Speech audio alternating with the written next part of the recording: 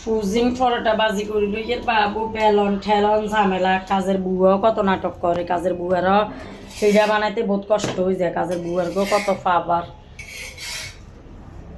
মাশাল্লাহ গাদল গাদল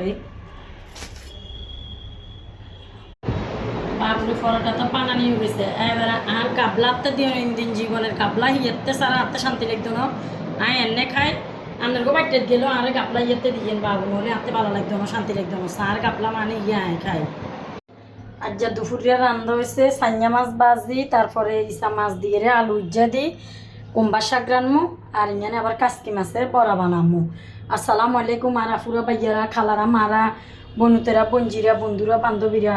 আন্টিরা আঙ্কেলেরা ব্যাকে ভালো আছেন আশা করি আলহামদুলিল্লাহ আল্লাহর অশেষ রহমতে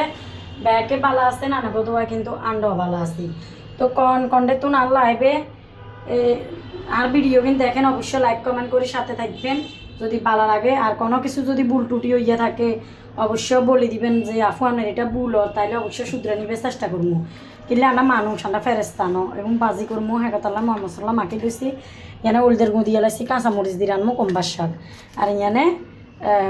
কাসকি মাছের বড়া বানালাম আর যে দুপুরে খানা হয়েছে এখানে যে এত ছোট্ট ছোট্ট করে বাজি করবো এত মশ মুচ্চা থাকবো বেশি গাদল দিলে মোটা মোটা দিলে ভিতরে কাঁচা কাঁচা থাকি যাবে পেঁয়াজ ভাজি হয়ে গেছে আমরা মাছ ভাজি করলে মাছ মাশাল্লাহ কি মোটা মোটা করে বিসমিল্লাহ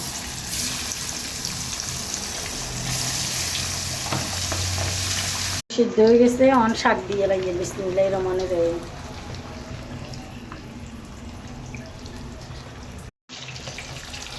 শাক হয়ে গিয়েছে উপরে দিয়ে এবার রোন দিয়ে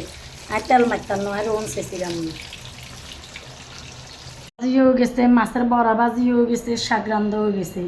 আর রান্নার ভিডিও কেচ্ছা লাগে রান্না করতে ভালো লাগে না অবশ্যই কমেন্ট করে জানাবেন।